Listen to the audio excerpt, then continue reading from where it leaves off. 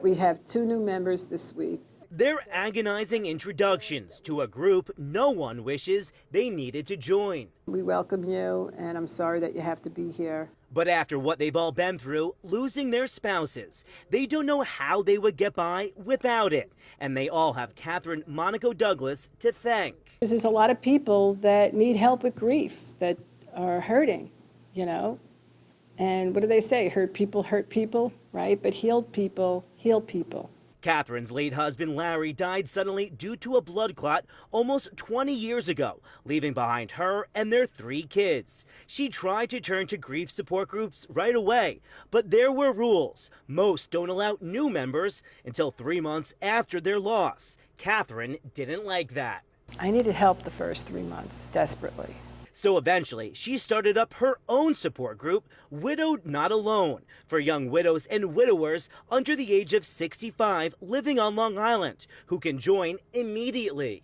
I didn't want anyone to turn anyone away the way they turned me away when I was at my darkest. She went through a year-long training process and first started small, but now has helped thousands struggling with the loss of loved ones. And during COVID, she went virtual, allowing to stretch her lived experience across the world. Everyone that comes into my group basically has been traumatized in some way.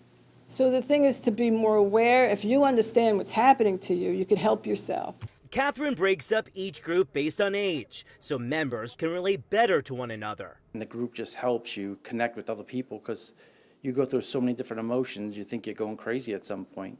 Peter McGee joined in 2018 after his wife died when she was just 45. He is now one of Catherine's 30 volunteer facilitators, helping others similar to how Catherine helped him. One of the biggest things that stuck with me when she said was, the worst thing happened to you, so what do you have to fear? And so that clicked in my head and I just changed my outlook. And clearly this is an emotional journey for these members. How do you want them to feel when they walk out of here? So there's always hope. We're stronger than we think we are. At the end of each group, I give everyone a rock from Long Island that says hope.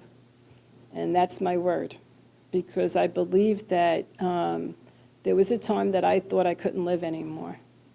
I thought I could only live with my husband, and that I couldn't be a good mother for my children without him. I learned that I could raise my kids solo, I could do it, and that I could do this. Never moving on from their losses, but with proper support, they're learning to move forward together. From Dix Hills, Long Island, John Diaz, CBS 2 News.